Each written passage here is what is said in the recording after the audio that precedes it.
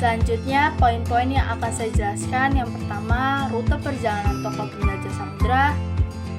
2. Faktor pendorong penjajah samudra. 3. Sejarah perang salib. 4.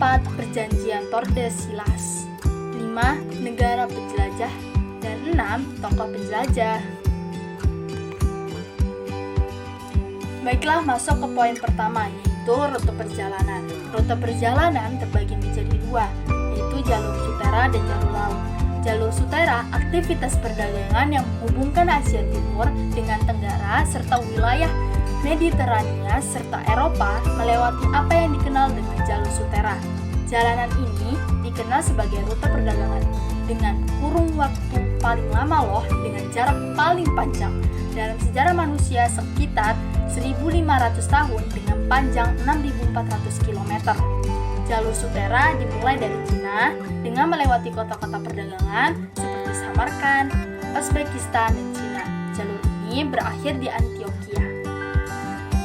Lanjut ke jalur laut. Dalam pengembangannya, lalu para kafilah menggunakan jalur alternatif, yaitu jalur laut loh. Rute laut utara dimulai dari Kanton, Cina, melintasi Asia Tenggara, Samudra Hindia, dan Laut Merah, hingga mencapai Alexandria. Masuk kepada poin kedua, yaitu faktor-faktor pendorong penjajah samudra. Ada 6 faktor. Faktor pertama, semangat reconquista, yaitu semangat pembalasan terhadap penguasa Islam dimanapun yang dijumpai, sebagai tindak lanjut dari perang salib. Faktor kedua, semangat GG, Golden Glory dan Gospel. Faktor ketiga, perkembangan teknologi kemaritiman yang memungkinkan pelayaran dan perdagangan lebih luas. Faktor keempat, sarana pendukung seperti teropong, mesiu, dan peta. Faktor kelima, adanya buku Imago Mundi yang menceritakan perjalanan Marco Polo 1271 sampai 1292. Faktor keenam, penemuan bahwa matahari adalah. Poin ketiga, perang salib 1096 sampai 1291. Perang salib adalah sebutan bagi perang-perang agama di Asia Barat dan Eropa antara abad ke-11 sampai abad ke-17 yang ada kalanya digerakkan oleh gerakan gereja Katolik loh. Setelah perang salib ini, Konstantinopel pada tahun 1453 jatuh ke tangan Turki Utsmani. Maka aktivitas perdagangan antara Eropa dan Asia terputus. Sultan Mahmud II menguasai negara Turki, menjalankan politik yang mempersulit perdagangan Eropa untuk beroperasi di daerahnya. Akibatnya, dari bangsa Eropa yang mengalami krisis perdagangan rempah-rempah sehingga membuat bangsa ini melakukan penjajahan samudra. Nah, sekarang masuk poin keempat, yaitu Perjanjian Tordesillas. Isi Perjanjian Tordesillas yaitu pembagian arah pelayaran antara Spanyol dan Portugis yang berlaku dari tanggal 4 Juni 1474 sampai 13 Januari 1750, di mana Spanyol memiliki hak untuk berdagang dan berlayar ke arah barat, sedangkan Portugis memiliki hak berdagang dan berlayar ke arah timur. Dihitung dari garis Tordesillas yang membentang dari kutub utara ke kutub selatan melalui Kepulauan Verde di sebelah barat benua Afrika. Negara yang mempelopori penjelajahan samudra adalah Portugis dan Spanyol, lalu disusul oleh Inggris dan Belanda. Perjanjian ini baru dijalani pada tanggal 7 Juni 1494 untuk menghindari persaingan antara Portugis dan Spanyol. Daerah sebelah timur garis khayal adalah jalur kekuasaan Portugal, sedangkan daerah barat dikuasai oleh negara Spanyol. Poin kelima tentang negara-negara penjajah samudra. Yang pertama, Portugal, kedua, Spanyol, ketiga, Inggris, dan keempat, Belanda. Nah, sekarang masuk poin terakhir, itu poin ke-6, tentang tokoh-tokoh penjelajah. Tokoh-tokoh penjajah samudra dari negara Portugis. Ada 3 tokoh loh. Yang pertama, Bartholomew Dias. Beliau memulai berlayar dari Lisabon. Dalam perjalanannya, dia berlayar dengan mengambil rute menelusuri pantai barat Afrika pada tahun 1486, yang pada akhirnya sampai di ujung selatan benua Afrika. sebab itu, pelayarannya mengalami kegagalan sehingga dia kembali ke Portugis, tempat pelabuhannya dia namakan Tanjung Harapan. Tokoh kedua yaitu Vasco da Gama. Pada tahun 1497, Vasco da Gama belayar ke timur mencari asal-usul rempah-rempah. Beliau juga memulai pelayaran dari Lisabon. Rombongannya menelusuri pantai barat Afrika.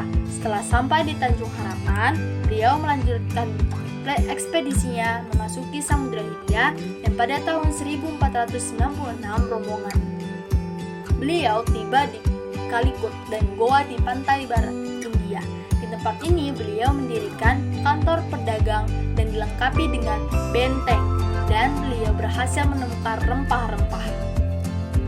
Tokoh ketiga yaitu Alfonso de Albuquerque. Setelah beberapa tahun kemudian, Portugis baru sadar bahwa India bukan termasuk negara penghasil rempah-rempah.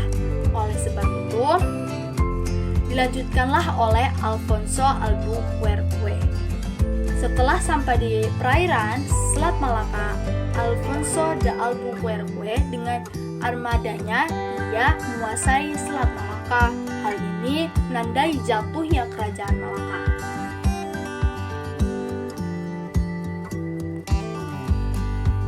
Tokoh-tokoh penjelajah samudera dari negara Spanyol ada 3. Yang pertama, pada tahun 1492 kekuasaan Islam Spanyol dibentengi oleh Benteng Granda sebagai pertahanan terakhir kekuasaan Islam Spanyol dapat dikuasai oleh tentara Spanyol. Kemudian pada tahun itu juga Ratu Isabella menghadiahkan kapal yang diberi nama Santa Maria kepada Columbus. Columbus merencanakan mencari Samudra Hindia untuk mencari rempah-rempah. Ia berlayar ke arah barat melalui Samudra Atlantik. Yang kedua, Miguel Hans adalah keturunan Portugis. Ia bekerja sama dengan pemerintahan Spanyol. Ia mempersiapkan suatu ekspedisi untuk mencari jalan menuju daerah penghasil rempah-rempah. Pada tanggal 10 Agustus 1519, ia berangkat dari Spanyol dan berjumlah 265 orang. Wakil dari Miguel Hans adalah Kapten Juan Sebastian Elcano dan terdapat seorang penulis dari Italia. Penulis inilah yang menceritakan perjalanan beliau. Yang ketiga, Elcano menjadi komandan laut utara dari Raja Spanyol dan ikut ambil bagian dari ekspedisi ke Filipina. Ekspedisi ini terdiri dari 5 kapal. Elcano ikut terlibat dari pemberontakan melawan Miguel Hans sebelum konvoi ini menemukan jalur melewati selatan benua Afrika. Selat Miguel Hans, Santiago kemudian hancur dalam sebuah serangan badai. Kapal-kapal tersebut kemudian berlayar menyeberangi Samudra Atlantik menuju pantai timur Brazil dan kemudian ke Puara San Julian, via Amerika dan berlayar melewati selat tersebut. Guru San Antonio memberontak dan kemudian kembali ke Spanyol. Selanjutnya, tokoh-tokoh penjajah samudera dari negara Inggris. Ada 3 tokoh juga. Yang pertama, pada tahun 1577, Drake berangkat berlayar dari Inggris ke arah barat. Dalam pelayarannya, rombongan ini memborong rempah-rempah di Ternate. Setelah mendapatkan banyak rempah-rempah, Drake pulang ke negerinya dan sampai di Inggris pada tahun 1580. Pelayaran Drake ini belum memiliki arti penting secara ekonomis dan politis. Yang kedua, pada tahun 1607, rombongan yang dinamakan diri Pilgrim melakukan pelayaran ke arah barat. Kapal yang bernama Mayflower berhasil membawa rombongan ini mendarat di Amerika Utara. Yang ketiga, pada pelayaran tahun 1591, beliau berhasil mengadakan pelayaran sampai ke Aceh dan Penang, sampai di Inggris pada tahun 1594. Pada bulan Juni 1602, Lancaster dan maskapai perdagang Inggris berhasil tiba di Aceh dan terus menuju Banten. Di Banten, dia mendapatkan izin dan mendirikan kantor dagang.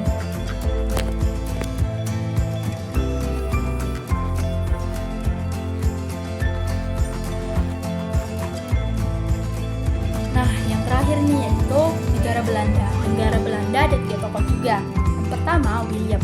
Pada tahun 1594, dia meninggalkan Amsterdam dengan 2 kapal untuk mencari selah timur laut di utara Siberia menuju Asia Timur. Ia mencapai pesisir barat Novaya Zemlya dan mengikutinya ke utara. Akhirnya terpaksa kembali saat mendekati ujung utara. Pada tahun berikutnya, ia memimpin ekspedisi lain 7 kapal yang menuju selat antara pesisir Siberia dan Kepulauan Fakiaj, tetapi ia terlambat menemukan perairan terbuka. Perjalanan ketiganya juga gagal dan mengakibatkan kematiannya saat ia memimpin 2 kapal. Yang kedua, Hermes. Pada tahun 1592, beliau dikirim oleh para pedagang Amsterdam ke Lesbos untuk menemukan sebanyak mungkin informasi mengenai kepulauan rempah-rempah. Pada tanggal 27 Juni 1596, ekspedisi de Houtman tiba di Banten. Hanya 249 orang yang tersisa dari pelayaran awal. Penerimaan penduduk awalnya bersahabat, tetapi setelah beberapa tabiat kasar yang ditunjukkan awak kapal Belanda, Sultan Banten bersama dengan petugas Portugis di Banten mengusir kapal Belanda tersebut. Yang ketiga, Ambel Tasman adalah pelaut asal Belanda.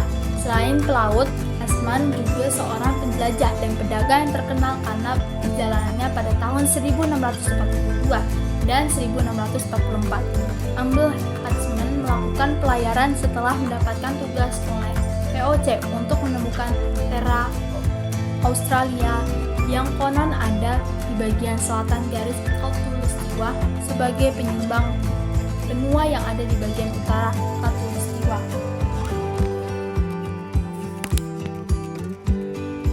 Selesai sudah penjelasan dari saya, semoga bermanfaat dan dapat dipahami. Sekian dari saya, wassalamualaikum warahmatullahi wabarakatuh.